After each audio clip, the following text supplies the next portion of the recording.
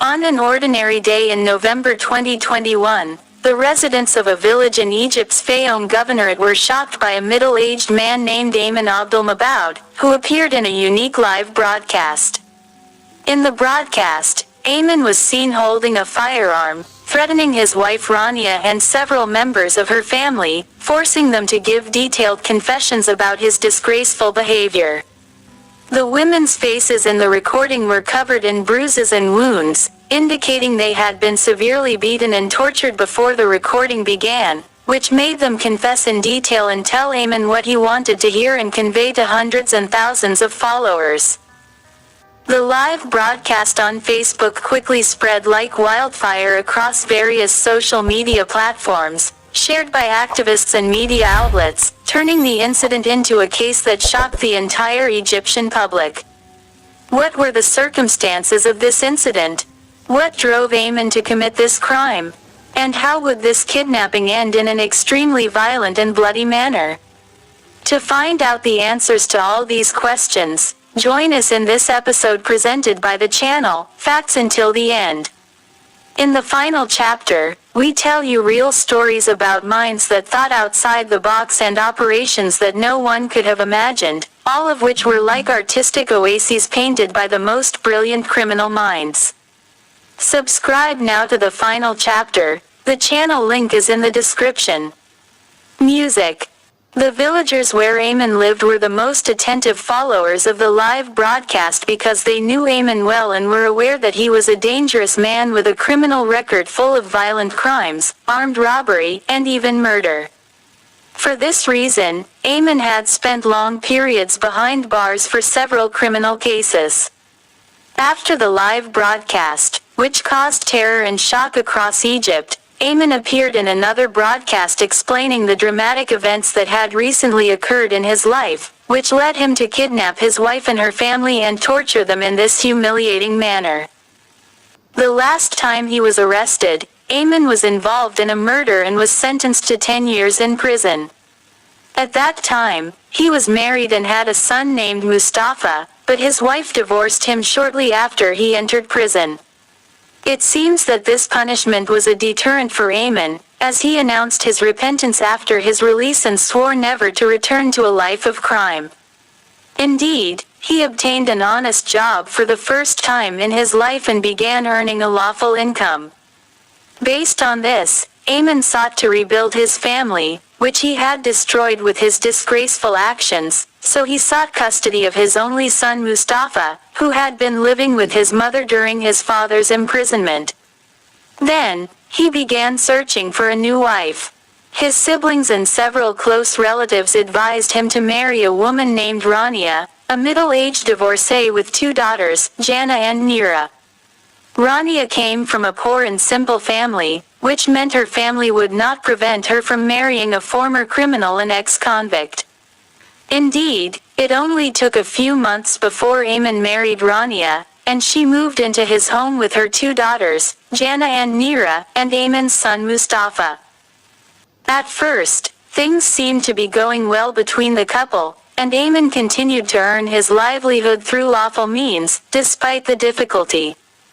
Rania played the role of a housewife, caring for her husband and children. But an unexpected disaster turned everything upside down. Music after Mustafa, Ayman's son, suddenly fell ill and was semi-conscious. A state of panic and tension arose in the relatively quiet family home. Ayman rushed his son to the hospital to check his condition, and there he received shocking news from the doctors who examined Mustafa. They told him that the young boy had suffered a stroke, which is unusual for a boy of his age. Ayman wondered what could have caused such a serious illness in a young boy. The shock was even greater when the doctors told him that the cause was Mustafa's recent consumption of a large dose of drugs and sedatives. Given his young age, his nervous system could not tolerate these toxic substances, ultimately leading to the stroke. At that moment, Ayman believed that his son had been introduced to drugs at a young age, which is unacceptable but can happen.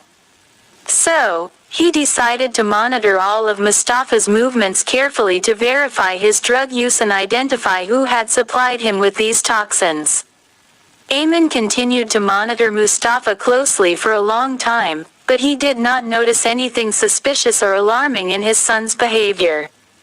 He could not catch him taking any drugs or smoking cigarettes, nor did he have any contact with bad company.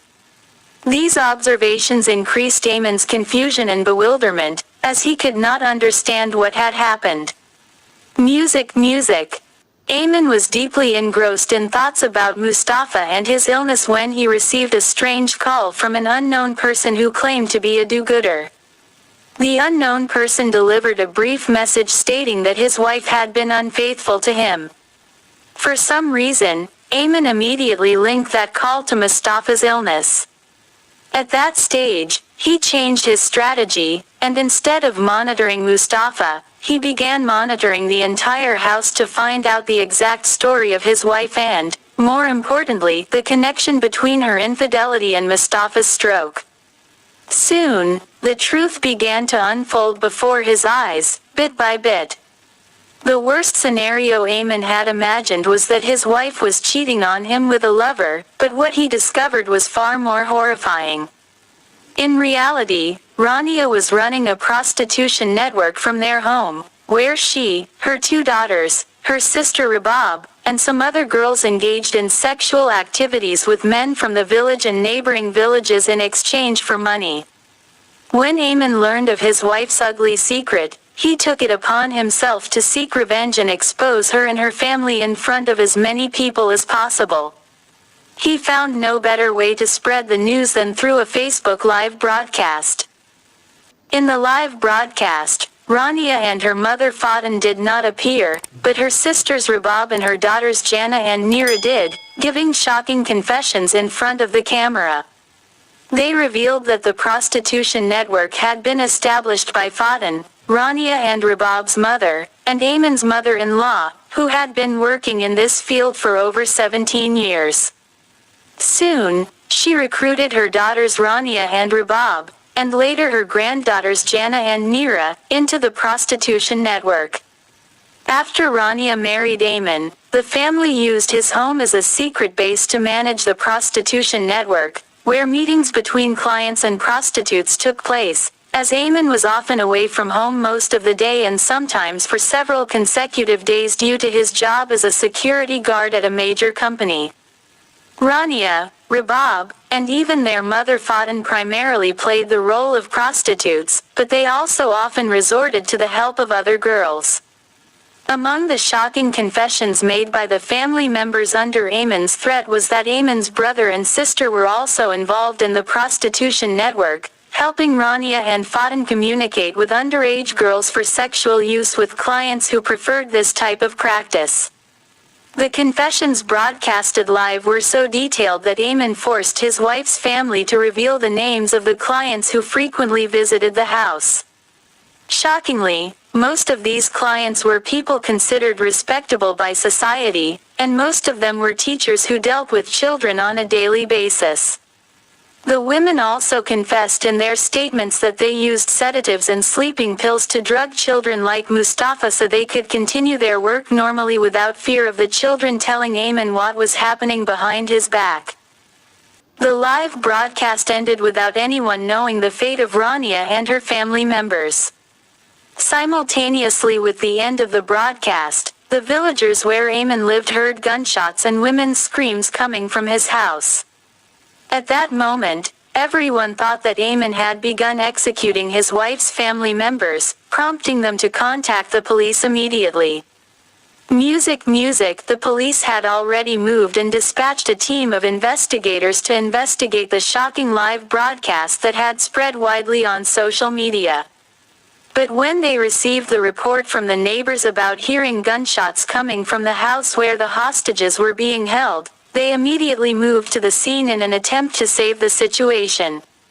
When the police arrived at Ayman's house, they immediately noticed that the man had fortified himself well inside the house and was armed with several firearms. He also threatened to kill the hostages if the police attempted to storm the house. The police quickly realized that storming the house would not be easy, so they set up a security cordon around the entire area and evacuated civilians, as the authorities feared that clashes with Ayman could break out at any moment. At the same time, the authorities enlisted a team of negotiators to try to negotiate with Ayman and convince him to release the hostages peacefully. But Ayman was adamant in his position and demanded that the security forces evacuate the area and withdraw immediately, or he would begin executing the hostages. At that stage, the police realized that negotiation and understanding with Ayman were impossible, and they were forced to use force to save the hostages' lives.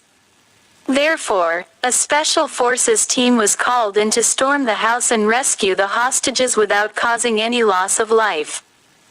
After about 30 hours since the crisis began and the police arrived at the crime scene, the Special Forces team blew up the iron door of the house and began storming it. Just as they had expected, the police encountered fierce resistance from Ayman, who opened fire on them with his automatic weapon. However, they managed to neutralize him in the end after shooting him in the leg. The police finally arrested Ayman and freed the hostages, only to discover that the people who appeared in the live broadcast were not all the hostages Ayman had held. In addition, throughout that period, Ayman had been torturing, abusing, and humiliating them daily, as well as starving and depriving them of food and water for long periods. After arresting Ayman and removing all the hostages from the house, the investigators noticed the absence of Ayman's wife Rania and her mother Fatin. When they searched the house, they found Fatin's body in one of the rooms, having been shot dead, while Rania's body was not found in any corner of the house. The investigators interrogated Ayman and tried to find out from him the fate of his wife, but he refused to cooperate with them or assist them in any way. All he told them was that everyone in the house deserved their fate, leaving Rania's fate a mystery to the investigators. The investigators then moved to interrogate the hostages themselves, hoping that one of them might know Rania's fate. Mustafa eventually helped them solve the mystery by telling them that his father had gone mad when he discovered that his wife was a prostitute selling her body for money. Ayman locked Rania in the bedroom and severely beat her before hanging her by her feet from the ceiling of the room. Ayman continued to torture, humiliate, and deprive her of food completely, and he also sexually assaulted her during repeated torture sessions. He did not stop torturing her until life left her due to the severity of the torture, which occurred in the early days of Ayman's detention of the family. After his wife's death, Ayman buried her body in one of the rooms of the house. Mustafa helped the investigators locate the grave so they could exhume the body and send it to the forensic lab, which confirmed that Rania had indeed lost her life due to severe torture and beating. As for her mother, she lost her life due to a close-range gunshot wound, meaning that Ayman had executed her after the live broadcast spread. The forensic report indicated that Ayman had sexually assaulted his mother-in-law before shooting her. Music. In the end, Ayman was referred to trial and convicted of premeditated murder, along with several other charges such as kidnapping, hostage-taking, and torture, and he was sentenced to death by hanging in May 2022. But the story did not end there. The authorities then dismantled the prostitution network run by Ayman's wife and her mother and arrested dozens of people involved in the network, including Ayman's brother and sister, who facilitated the prostitution and helped Rania communicate with girls to work as prostitutes in her network. So, who was the victim here? Was Ayman a victim or a perpetrator? Tell us your opinion in the comments below.